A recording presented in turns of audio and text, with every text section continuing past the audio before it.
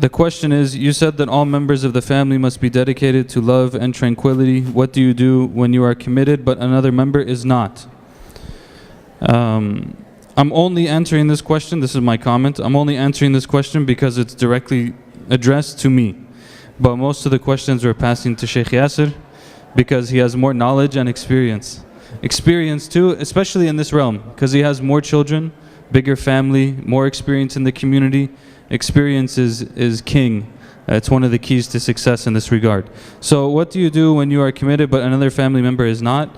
The only reason, again, I would say the thing that I like to think about to myself, and I remind myself, I try to, is what Sheikh Yaser mentioned about the last thing the Prophet ﷺ said, in the best of you is the best to your family, and I am the best to my family. And we find that a lot of things in Islam, we can look at it from the side of what we are supposed to do, and then oftentimes when we're struggling with doing what we're supposed to do, what happens is that struggle gets us to focus on how the other person is not doing what they're supposed to do.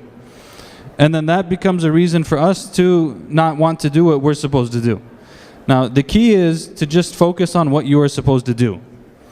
Certainly there are things that you can do. Maybe there's general advices like, we should be tied to people of knowledge so that they can have a reference point of authority in our lives, because otherwise everyone's going to have their own take on anything. There's no way to resolve issues.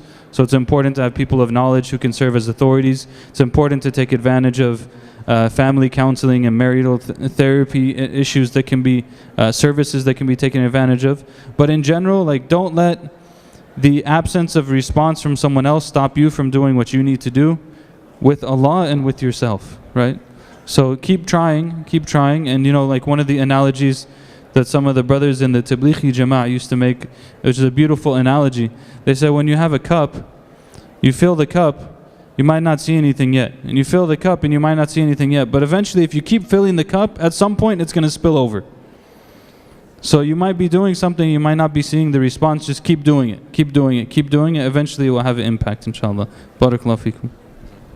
Want to take one of the questions? Bismillah. So a question, he says, to what extent do your manners have to extend to your parents, even if they are abusive physically and verbally? SubhanAllah, the number one thing we need to worry about right now is physical safety. By that, life. If someone, and that is a matter of life and death over here, and unfortunately there are some relationships that are very, very extremely abusive, really, that can threaten the life of a person.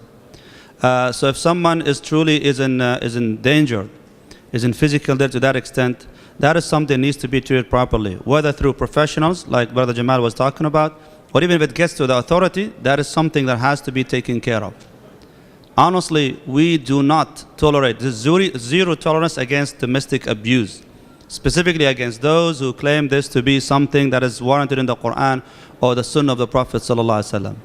Physical abuse is nothing from the Quran or the Sunnah of the Prophet ﷺ. No one can use the Quran or the Sunnah to justify that. So if it's something that, again, goes to safety, it has to be dealt with the proper way, inshallah ta'ala.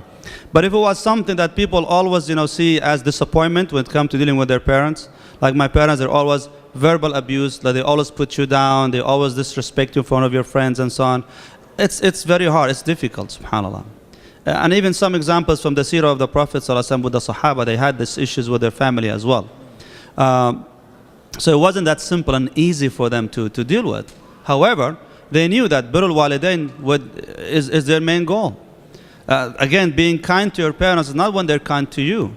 Rasulullah ﷺ says, لَيْسَ الْوَاصِلُ بِالْمُكَافِئ. The one who is truly maintaining the kinship, the ties of the kinship, is not the one who reciprocates the kindness with kindness.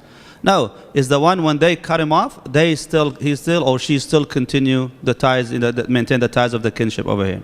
So if the parents are not being kind and gentle, that doesn't mean to reciprocate that with being rude and being aggressive towards them. That's when you need to look at them with the eyes of mercy, the eyes of rahmah, because regardless, they're still the parents. Again, if it goes to something that has to do with safety, that's a different story. But other than that, should still maintain the rahmah, inshallah ta'ala, for them. And wallah, when you look at them from that eye, the eye of mercy, instead of just looking at them as being monsters and as being abusive and so on, you will see that they become the victims of their own circumstances, and they might find healing with you, inshallah tabaraka wa ta'ala. Practically, what does it mean to love your family for the sake of Allah Azza wa Jal? What does that look like? Well, my best advice, specifically for a husband and wife, never ever tell your spouse that you love them for the sake of Allah Azza wa Jal. Is that clear, Jama'ah? Because if you go to your wife or to your husband and says, I love you for the sake of Allah, and they will tell you, so what's wrong with me? They will take it the wrong way. So loving someone for the sake of Allah Azza wa Jal is that whatever that you do with them, your reward is always with Allah subhanahu wa ta'ala. If you focus on the results, you'll be disappointed. So if a guy brings chocolate to his wife, and why did he buy this chocolate? Because it was something he thought his wife would like. So when his wife sees that chocolate, says, you know, I don't like this chocolate. How does this man right now feel about it? Disappointed, heartbroken. He might cry to his room, but perhaps probably at this time. So in this case, even if she says, I don't like this chocolate, the love for the sake of Allah Azza wa Jal is that you still, okay, basically take it in. You don't have to now take revenge. Like, you know what? You don't deserve it anyway. I'll eat it. No, why are you becoming so aggressive right now? We're doing this for the sake of Allah Azza wa Jal. My reward is with Allah subhanahu wa ta'ala.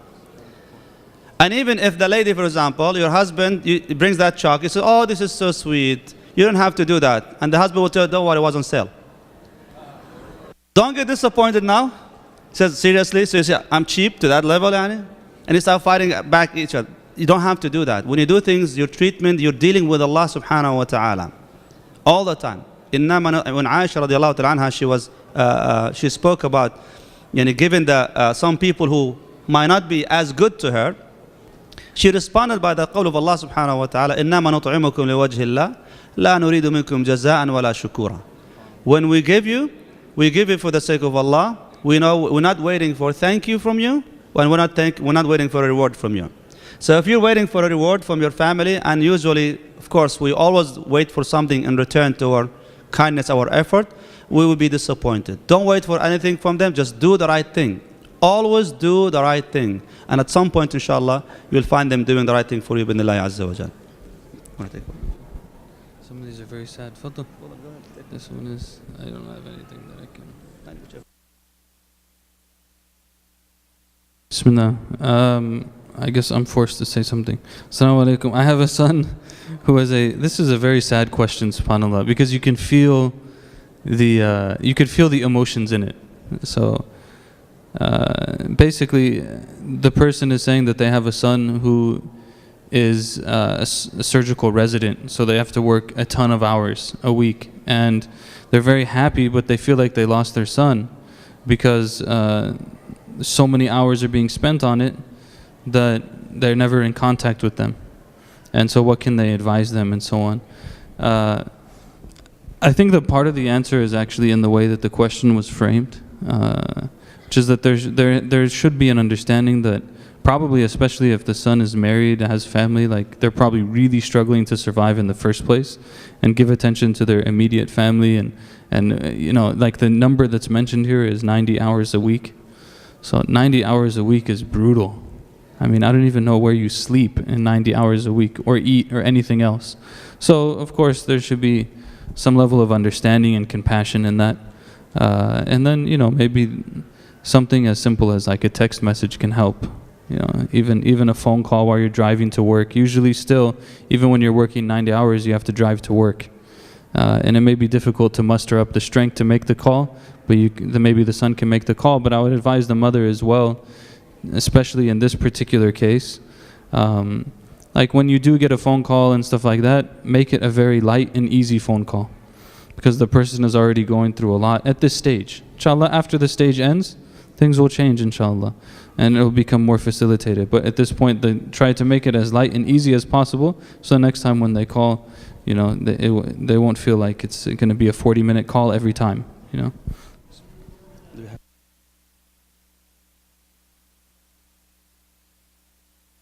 1 minute. Shall I make a comment on this?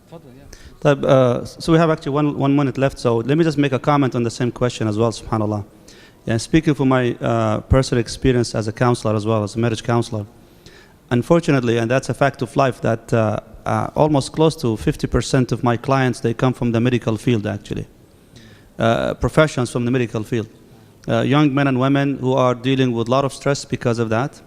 It seems, unfortunately, they have been taught a manufactured happiness, which means you have to be in a specific profession, specific line of work, specific, mind frame and so forth, that this is where happiness is.